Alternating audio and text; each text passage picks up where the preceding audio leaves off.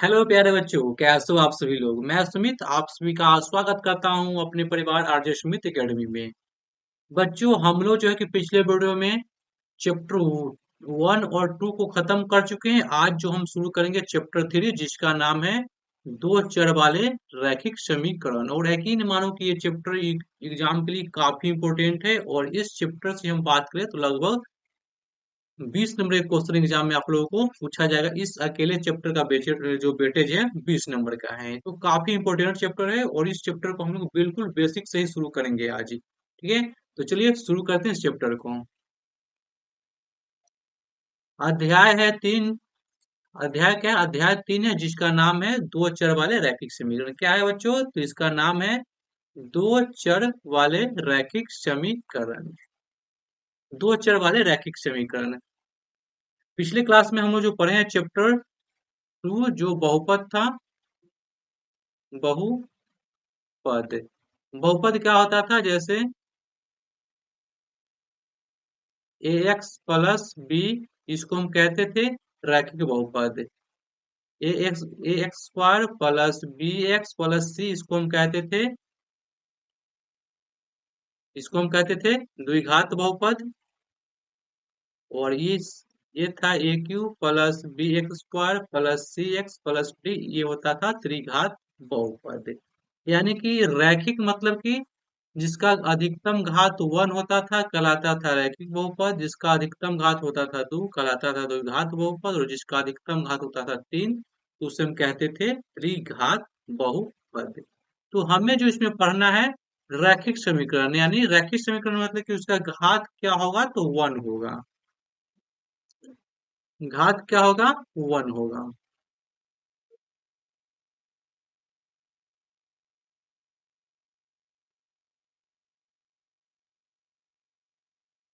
रैखिक समीकरण जिसका घात क्या होगा? 1 होगा। जैसे में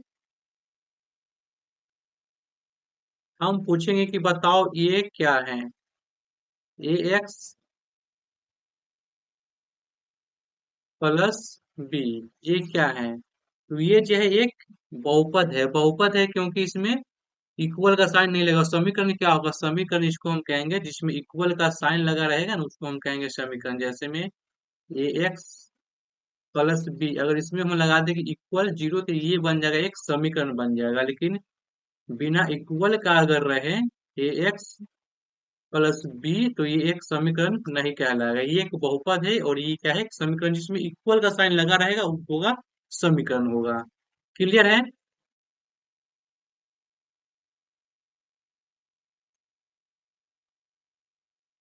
तो पहले हमें जानना है कि चर क्या होता है। तो चर जो होता है, चर जो होगा, जो अल्फाबेट में हम लिखते हैं A B C D dot dot X Y Z. इधर से हम काउंट करेंगे तो इधर से होगा आपका अचर, और इस साइड से हम काउंट करेंगे होगा चर। ठीक है, तो चर क्या होता है? तो चर होता है एक्स वाई जेड। ये सब क्या है? ये सभी चर हैं। और अचर क्या होगा? तो अचर ए बी सी डी, ये सब क्या है? एक अचर है, और इसमें कुछ जो न्यूमेरिकल वैल्यू आता है, जैसे कि दो, दो, तीन, ये सब जो आएगा एक अचर आएगा। तो चर और अचर क्लियर है। अगर हम बात करें दो चर वाले रैखिक समीकरण, तो वैसा समीकरण जिसमें दो चर हो, क्या हो? तो दो चर होगा।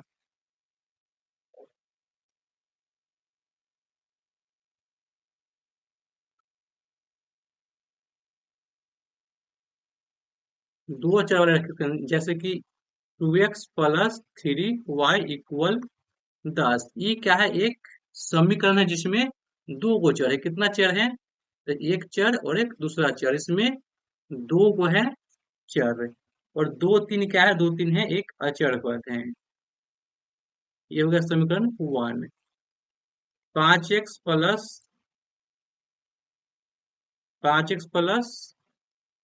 1 मिनट,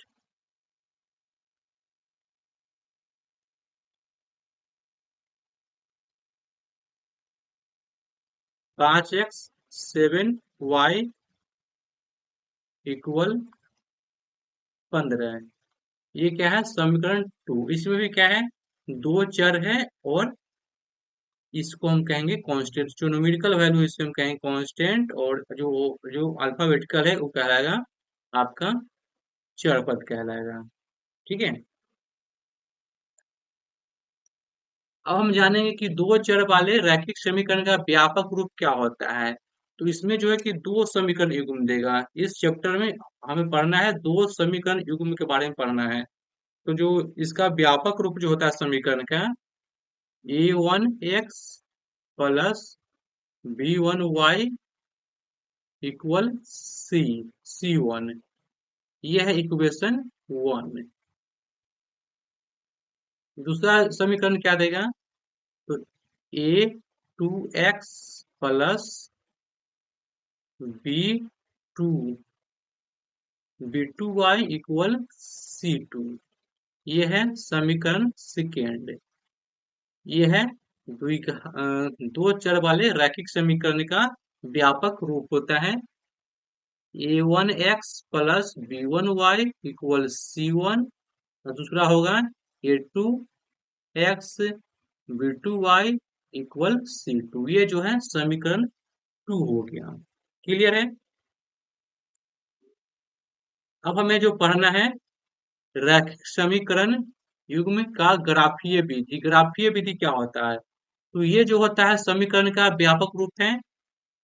पहला समीकरण है, ये है दूसरा समीकरण, इस समीकरण का व्यापक रूप है। यदि a1 by a2, a1 by a2 equal b1 by b2 not equal b1 by b2 होता है, तो उसमें जो दो को जो लाइन का जो समीकरण दिया गया है हमें, ये जो दो लाइन का समीकरण दिया गया है, इसको मान लेते हैं कि लाइन 1 का समीकरण है और ये है लाइन 2 का समीकरण है। तो यहाँ पे जो है कि आप लोग का रेखा जो करेगा एक दूसरे को प्रतिच्छेद करेगा। लाइन क्या करेगा, किसी बिंदु पर एक दूसरे को प्रतिच्छेद करती है। तो अगर ऐसा कंडीशन आपको बनता है कि a1/a2 not equal to b1/b2, तो रेखा क्या होगा, रेखा प्रतिच्छेदी होगा।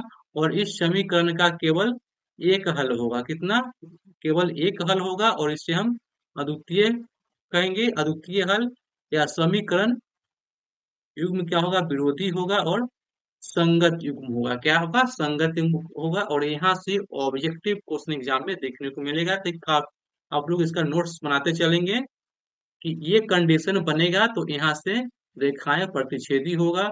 इसकी हल पूछेगा तो हल केवल एक हल होगा, इसे हम अद्वितीय भी कहेंगे। समीकरण युग्म कैसा होगा, तो विरोधी होगा या संगत युग्म होगा।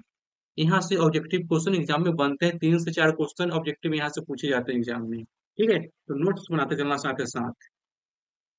ये था पहला कंडीशन था। दूसरा कंडीशन, यदि a1 by a2 equal b1 by b2 equal c1 by c2, ऐसा कंडीशन जब बनता है तो रेखाएं क्या होता है, संपाती होता है। संपाती कहने का मतलब कि एक दूसरे पे दोनों ढक देता है। जैसे बात करें कि एक रेखा ये है तो दूसरी रेखा इस पे आकर के ऐसे ढक देता है, यानी एक दूसरे के ऊपर रेखा जब आता है तो होता है संपाती रेखा होता है। क्या होगा, तो संपाती होगा। जब ये कंडीशन बनेगा तो रेखाएं क्या होगा, संपाती होगा। हल की बात करें तो अपरिमित रूप से इसका अनेक हल हो जाएगा।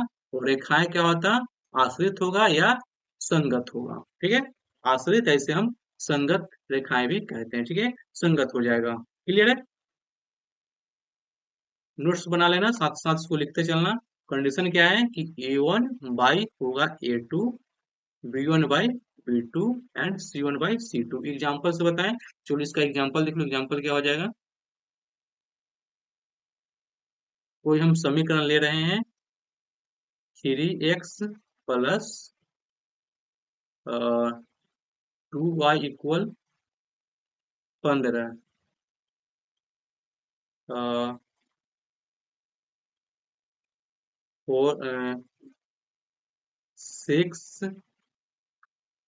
6x plus 8y equal 20। पूछेगा कि क्या रेखाएं समपाती है। इसको क्या रेखाएं प्रतिच्छेदी हैं? तो इसको जब हम लिखेंगे इस प्रकार, इसमें ए का मान, इसमें ए वन का मान कितना है? तो ए वन का मान है 3, बी ए टू का मान है 6, इक्वल बी बी वन का मान है 2 और बी टू का मान है 8। इसको काटेंगे तो कट क्या आएगा? 1/2 इक्वल 1/4। क्या दोनों इक्वल है? तो दोनों इक्वल नहीं है। ये क्या हो जाएगा? ये हो जाएगा, रेखा पूछेगा तो रेखा क्या हो जाएगा? प्रतिच्छेदी होगा। इसका हल क्या होगा? तो हल केवल एक हल होगा या अद्वितीय होगा।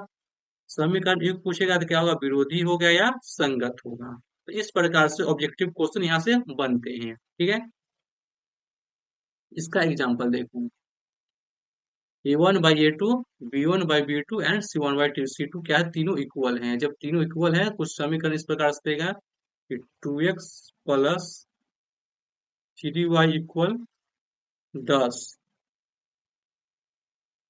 4x plus 6y equal 20।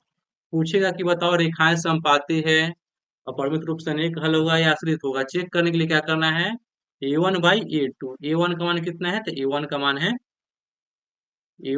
है यहाँ पे 2 है, बटा A2 का मान क्या है? तो A2 का मान है 4, इक्वेशन 1 है और ये है इक्वेशन 2 है। तो A2 का मान क्या है? तो यहाँ पे है 4 और B1 है 3, B1 3 और B2 है 6 इक्वल C1 है 10 और C2 है 20। इसको काटेंगे, कट के आएगा 1/2। इसको भी काटोगे, कट के आएगा 1/2। इसको भी काटोगे, कट के आएगा 1/2। क्या तीनों इक्वल है? तो हाँ, इक्वल है। तो कंडीशन क्या क्या बन सकता है? रेखाएं पूछेगा तो रेखाएं समपाती होता है, अपरिमित रूप से इसका अनेक हल होगा और रेखाएं आश्रित या संगत हो जाएगी। क्या क्लियर है? तो हम चलते हैं नेक्स्ट कॉन्सेप्ट पे। तीसरा कंडीशन इसमें ये बनेगा, A1/A2 इक्वल B1/B2 और नॉट इक्वल टू होगा C1/C2। जब ऐसा कंडीशन बनेगा तो रेखाएं क्या होगा? समांतर होगा। समांतर रेखा कहने का मतलब कि एक दूसरे के दोनों समांतर होगा, कभी भी आगे जाके दोनों मिल नहीं सकता है। क्या होगा? रेखाएं समांतर हो जाएगी। इसका कोई हल नहीं होगा और इसका असंगत समीकरण युग्म होगा जब ये कंडीशन बनेगा। एग्जाम्पल की बात करें तो जैसे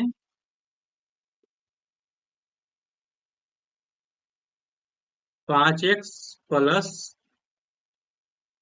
8y इक्वल 25,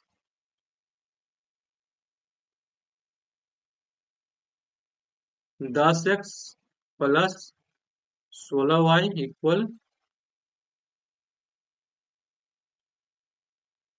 40।